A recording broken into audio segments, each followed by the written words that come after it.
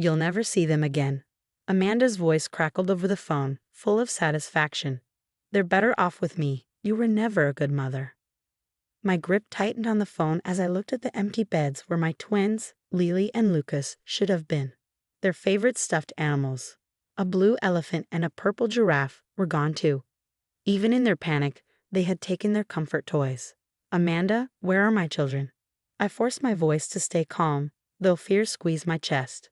The house felt too quiet without them. Oh, now you care, she mocked. After I found those bruises, my blood turned cold. What bruises? What are you talking about? The ones you gave them, she snapped. I showed the family pictures. That's why no one stopped me when I took them. They all know what you are. My mind raced. A few hours ago, we had all been at my in-laws' house for a celebration. I had stepped away for a few minutes. When I came back, the twins and Amanda were gone. Those bruises are from gymnastics, I said. You saw them practicing their cartwheels. She laughed, sharp and cruel. Keep telling yourself that. I've been keeping records. The police will see the truth soon enough. I closed my eyes. Now it made sense. Amanda had been watching too closely, taking pictures of every little bump, asking questions. She had been planning this. Why are you doing this? Because you don't deserve them, she hissed. Or this house. Or my brother's money. You were just lucky, but your luck's run out. My late husband Mark's words echoed in my mind. He had warned me about his sister before he died 2 years ago. Amanda's possessive. She thinks she owns everything in my life. I should have listened more carefully. The twins need me, I said. They must be scared. They're fine, she said, sending a picture. It showed Lily and Lucas on an unfamiliar couch, eating ice cream, their faces tear-streaked but trying to smile. Their stuffed animals were beside them. Hope flickered in my chest. Let me talk to them, I demanded. No chance. And don't bother calling again. We'll be unreachable for a while. Amanda. She hung up. I stared at my phone, my hands shaking, but my mind was clear. Amanda thought she had won. She thought she had covered all her tracks. But she had made one mistake. She let them keep their toys. I hurried to my laptop and opened a tracking program. 6 months ago, after they got lost at the mall, I had some tiny GPS trackers into their stuffed animals. I had meant to keep track of the toys. But now, they would help me find my children. 2 blinking dots appeared on the map, moving north. Amanda was heading to her lake house. I picked up my phone and called David, my brother-in-law, who worked in law enforcement. David, Amanda took the twins. She's making false accusations against me. I was afraid of this, he sighed. She's been acting strange since Mark died. She's obsessed with them.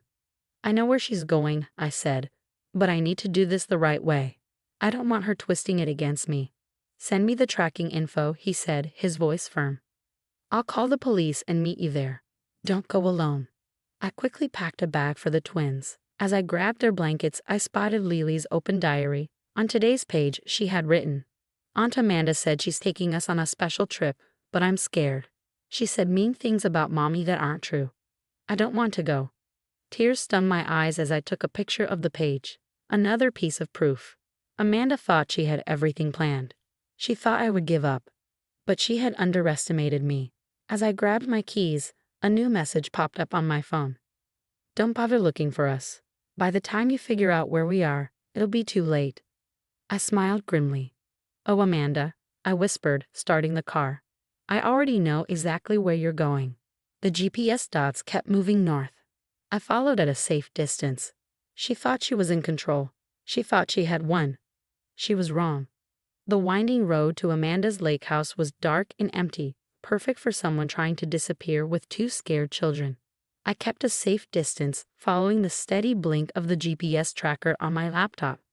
David's police cruiser trailed a few minutes behind me, its lights off to stay hidden. My phone buzzed with another message from Amanda. The twins are asking about you. I told them you didn't want them anymore. Soon they'll forget all about you.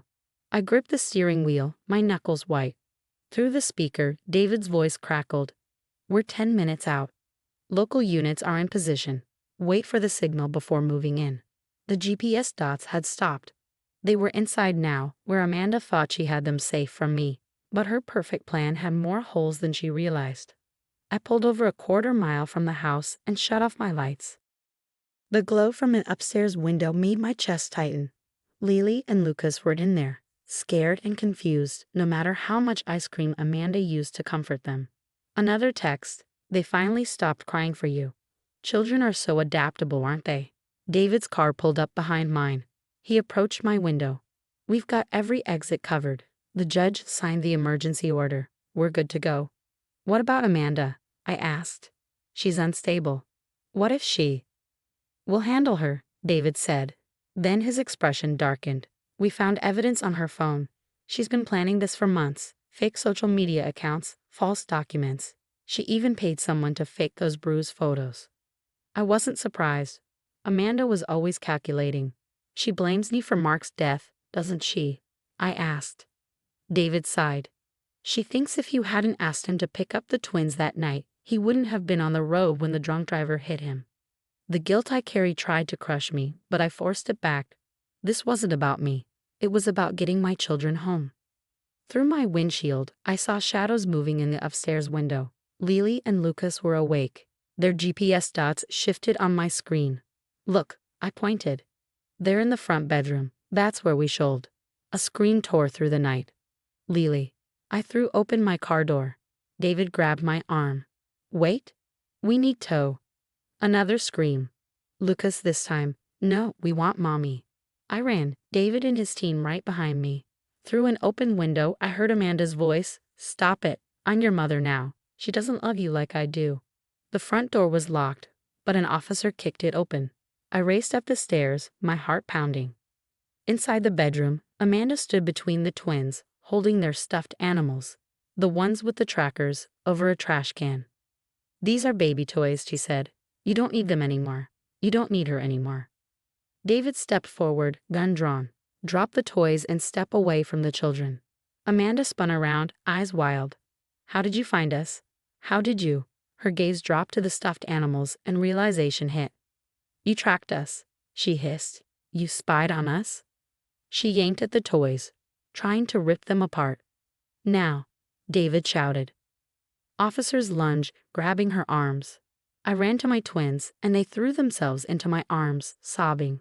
I held them tight, breathing in their warmth, feeling their hearts race against mine. It's okay, I whispered. Mommy's here. As the officers dragged Amanda away, she screamed about betrayal and tracking devices. The toys lay forgotten on the floor, their hidden trackers having done their job. My children were safe. That's all that mattered. But this wasn't over. Not by a long shot. 3 months had passed since that night at the lake house. The legal case moved quickly, especially after David's team found out everything Amanda had planned. Her phone was full of fake photos, false social media posts, and a journal explaining how she would take the twins. Today, I sit in a courthouse waiting room, my hands clasped tightly. The twins are safe at school, slowly healing with the help of their therapist. They still sleep with their stuffed animals, knowing the trackers inside will always help me find them if needed. David walks up beside me. The judge is ready, he says. He has been my support through everything, even while dealing with his own feelings about his sister.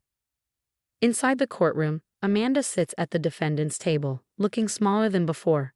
She no longer seems angry, just tired and defeated. Her lawyer told her to take a plea deal since the evidence against her was overwhelming. The judge clears her throat. Before I give my decision, does the defendant have anything to say? Amanda stands slowly, her hands shaking as she holds a piece of paper. I thought I was protecting them, she says in a quiet voice. After Mark died, I was so scared of losing anyone else. I convinced myself that Sarah was dangerous, that the twins needed me more. I let my grief turn into something terrible. She turns to me, tears running down her face. I'm sorry. I see now that I was wrong. They need a real mother, not an aunt who lost herself in grief. The judge listens carefully before speaking. Amanda Peters, this court sentences you to 3 years of probation, psychiatric treatment, and a restraining order preventing contact with Sarah Mitchell and her children. You will also complete 500 hours of community service at a grief counseling center. I let out a breath I didn't realize I was holding. It's over. Outside, David walks up to me. She's agreed to stay in a treatment center, he says. Doctors think therapy will help her deal with her grief in a better way. I hope it helps, I reply, surprised that I truly mean it. Mark would have wanted that. That evening, I pick up the twins from school. They chat about their day, their past trauma slowly fading. But I know they still carry scars. Lily checks her toys tracker every night, and Lucas keeps a bag packed just in case. Mommy, Lily asks as we pull into the driveway, is Aunt Amanda still sick? I choose my words carefully. She's getting help to feel better. Sometimes when people are very sad, they make bad choices that hurt others. But that doesn't make it okay. Will we see her again?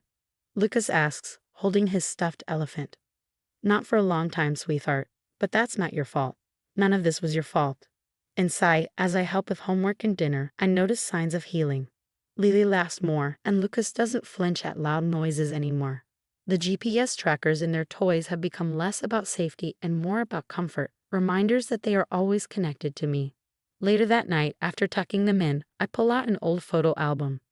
There's Amanda with Mark at his college graduation, both smiling, unaware of the pain ahead.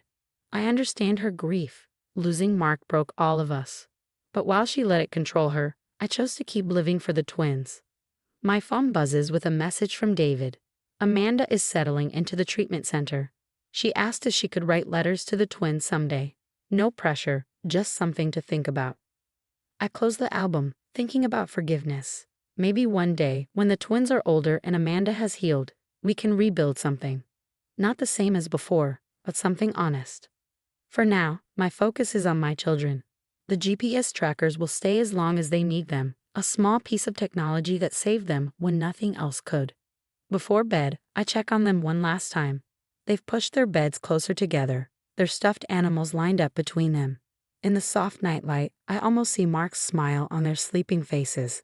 We're safe now, I whisper, more to myself than to them. That's all that matters. On my phone screen, the GPS dots blink steadily, 2 small points of light that mark home, love, and an unbreakable bond. Amanda didn't understand. Some love can't be stolen, and some mothers will always find their way back to their children, no matter what.